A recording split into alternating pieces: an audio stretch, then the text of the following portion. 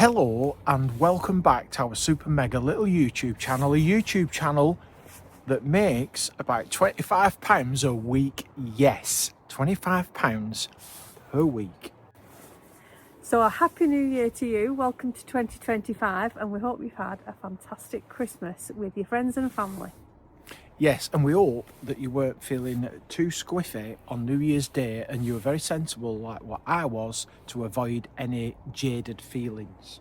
Welcome to our new subscribers as well as old, because we've now got over 3,600 people helping us become YouTube gazillionaires and YouTube famous. So thank you very much for that. What we're doing this week? Well, if you've watched us before, you know that last year we did some upgrades to maximise our energy generation and our energy storage.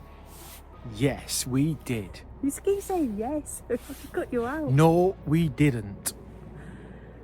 However, this of course wasn't enough, and we need to do a couple more upgrades to get us ready for our trip to Greece.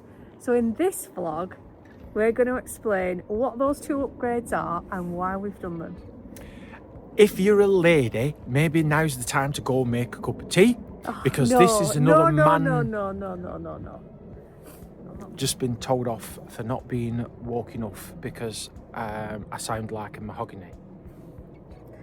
Before we do all that, we need to take you back to the 31st of October when Andrew spent a very lonely and scary night on a car park in Preston. Every night in Preston's scary.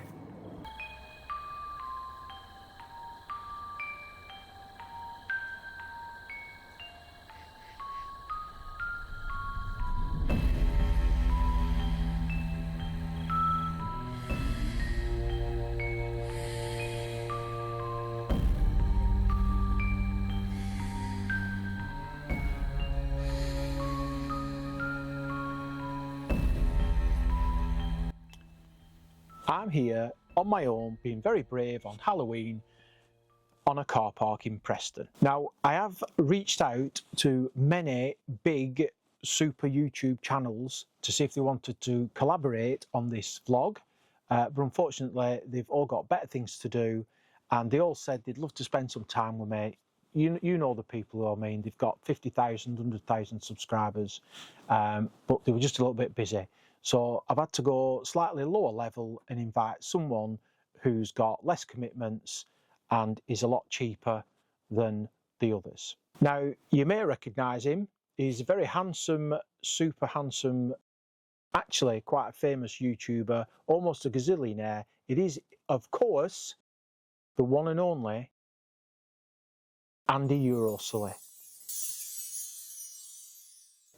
Well, thanks, Andrew. I'm very pleased to be here to help. So what are we doing in a dodgy, dark, cold car park in Preston on a spooky Halloween night? Well, that's a very good question, because we are frequenting car parks quite a lot, but this time we're at a place called Rhino Installs in Preston, or just outside Preston. And I've spoken to a chap called Phil. And I brought the van along because Phil, after quite a good conversation, some really good advice, is going to install an inverter. Ooh, what's an inverter?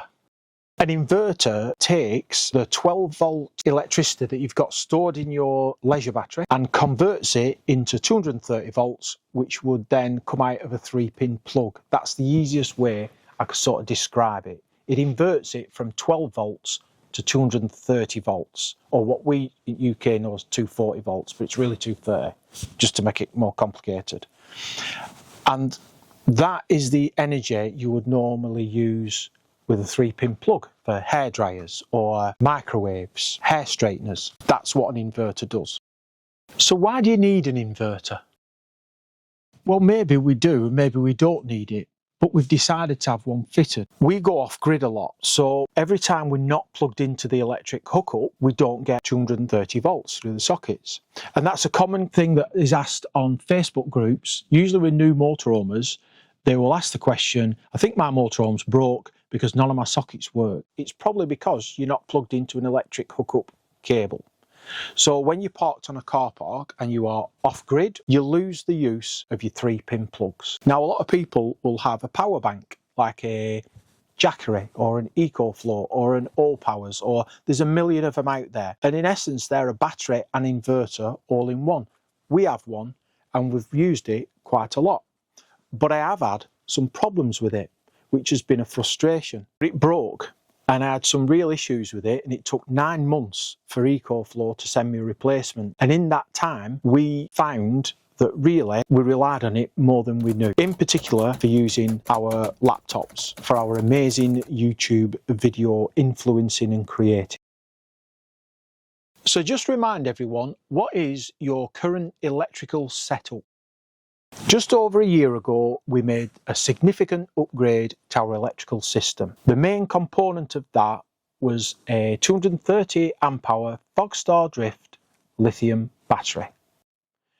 To maximise that storage capability, we increased our solar to just over 500 watts, along with a better solar controller, so an MPPT 30 amp Victron unit.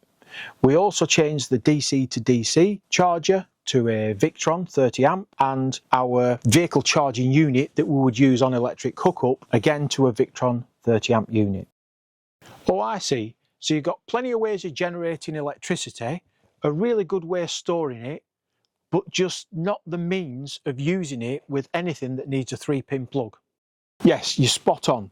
There are times when we use hardly any of the stored electricity in our battery, and yet we'll use gas to make a brew or to make toast, which, whilst it's quite cheap, it's just inconvenient to fill up with gas. And even if it's a few pence, it's a few pence that we don't need to spend. So having the ability to use a kettle, to use a toaster and other items, using the electricity that we've got from the sun or from driving, just makes sense. There's also convenience, just like when you're at home. You just want to plug something in and use it, and that's a big part of using an inverter. Well, that all sounds really interesting. I'll leave it with you. I'll get back to my missus, who's probably baking a really lovely cake for me. Well, thanks for coming. We'll see you another time. Don't spend all your new gazillions at once.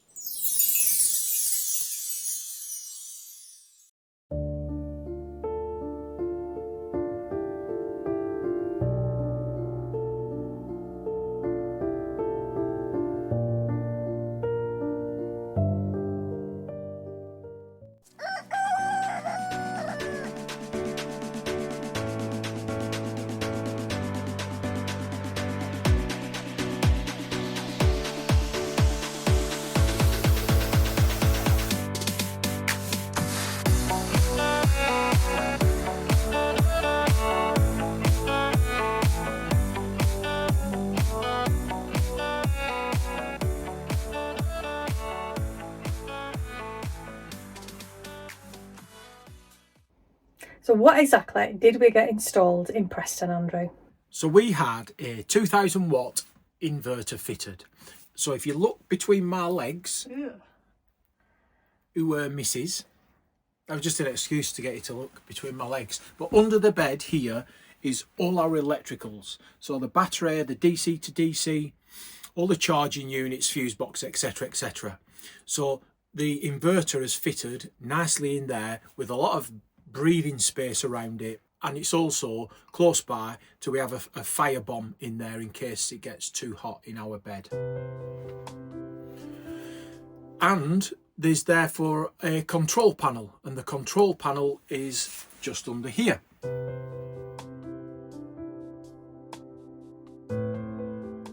So I made a decision on a 2000 watt inverter based on the technical capabilities of our battery. So I know I keep referring to Facebook and stuff, but if you read in all these groups, everyone's like, oh, I had a 5 kilowatt inverter fitted and it's brilliant and it works really well with my 95 amp hour lead acid battery. Well, what I've done is I've found out what the maximum draw of our battery is, which is just over 200 amps, and I've married that up to a 2000 watt inverter. So if you put a 3000 watt or a 4000 watt, your battery won't be able to send that much to it. So either you're spending too much on your inverter for a capability that you're not going to use, or well, you're going to try and damage your battery. So my advice would be, speak to Phil. Tell him what your battery is and what its specification is. He'll tell you the best fit for an inverter to marry up, and happy days. You're not paying for technology you don't use. So 8 weeks ago, I had my training on how to use the inverter. So I think it's only fair that you get the training too. It is a very, very complicated piece of equipment to use on a daily basis. So I've had to really dumb down this training for Jane, who, despite being a PhD, yes, I know you're probably shocked, but it's true, I've had to keep it really simple. So here goes. When you want to turn the inverter on, you find this control panel here and you press the switch. Which switch? The only switch. And when you want to turn it off, you get the switch and you turn it off. When you turn it on, you get an audible warning. And really, all we have to do is not leave it on, because it is constantly, when on, taking a draw of about 1 amp per hour. So during summer, that's not going to be a problem, because the solar will be topping it up and we'll just use everything as if we're at home. During the winter, well, electricity is a scarce commodity because you're not getting topped up unless you're on a campsite or unless you're driving. So we'll be a bit more careful then, just turning it on to use a device and turning it off. Although I do think that certain people will forget to do that because they already have forgotten numerous times to turn it back off. Who, me? When we decided to get the inverter fitted, there were 3 different installation options we could have chosen, each one costing different amounts of money. The first option is just a simple connect your inverter to your battery, and then you can use the inverter sockets to plug your device into. And obviously that means your inverter's got to be in a place that you can access easily if you want to plug something in, not hidden away like we've done it. The second option is to then add 2 separate sockets somewhere else in the van nearby where your inverter is situated, so that you can plug your items into the socket. And the third option, which we chose to have, is to have the inverter fully integrated into our electrical system. And this means that every single socket around the van is hooked up to the inverter, and we can just plug a device in wherever we want to and use it as if we were on electric hookup. And all we've got to consider now is the total load on the system when we're using some items, because we can still overload the system if we plug too many things in at once, just like you can do if you're on electrical hookup. So everyone's wondering how much it costs, and in true mega top YouTube channel gazillionairedom, we're not going to do that till right at the end, just so you have to keep watching more adverts and making us more money. So before we get to the cost, we did a little experiment just to find out, for our own sake, what the energy usage is. So our real typical usage is kettle, hairdryer, because I'm very up on my male beauty, toaster, and just other sundries. So we've done a few little examples of how much energy does it take to boil a kettle, to do some toast, etc. So you can have a look at that now. Left hand side, state of charge of the battery. We know it's full because we've just been on electric hookup. Right hand side is showing the load on the battery. We know the kettle's drawing 70 odd, maybe 80 amps, so it's 2/5 of the maximum load. And actually now the kettle's clicked off, it's showing no load. Experiment number 2. 2 slices of Warburton's thick.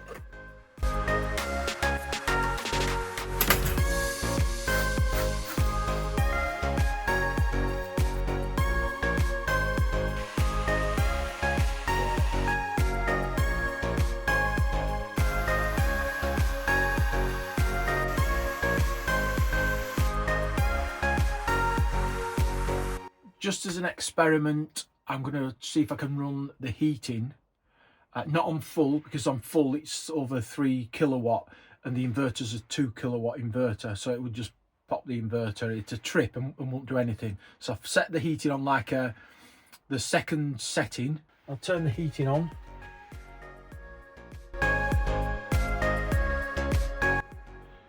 So the inverter's handling it, but it's taking 122 amps. So basically, less than 2 hours and our whole battery will be gone with the heating on. And now Andrew's gone back out to plug us back into electric because it is freezing. So that's just a few typical examples of what our daily activities might use as far as amp hours on the battery.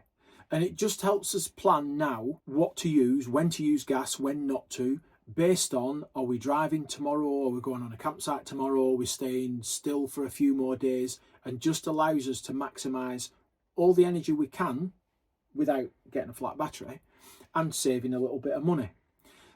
What we are going to do, and I've already arranged this again with Rhino Installs, I'm going to have a second DC to DC charger fitted. That means tomorrow, for example, when we drive, if we only go for half an hour or an hour, we've got double the chance of putting energy back in the battery.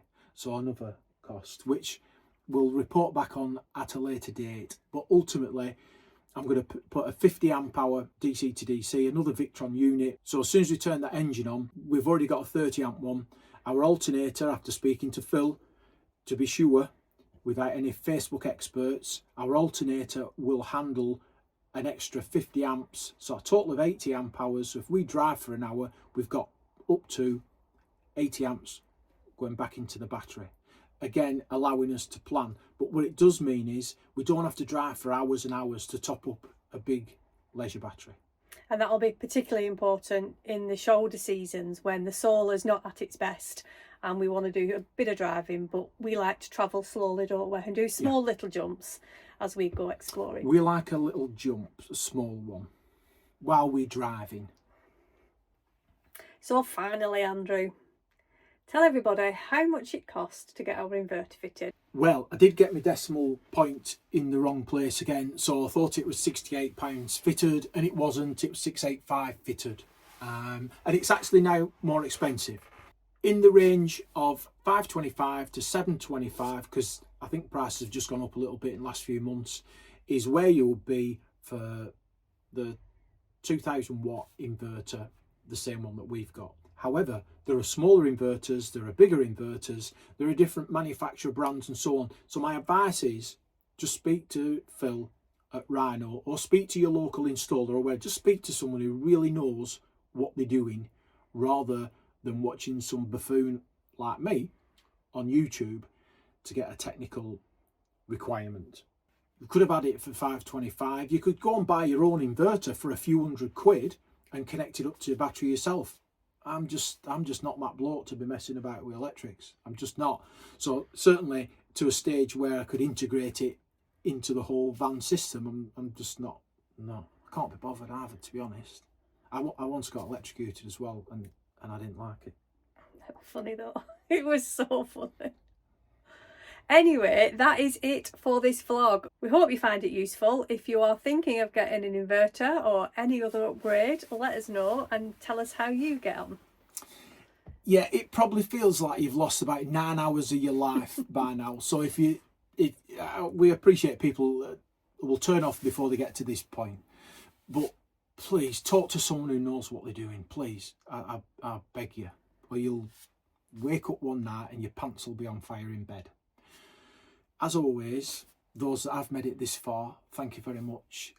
Thanks for your comments, and keep the banter going. We'll see you next time.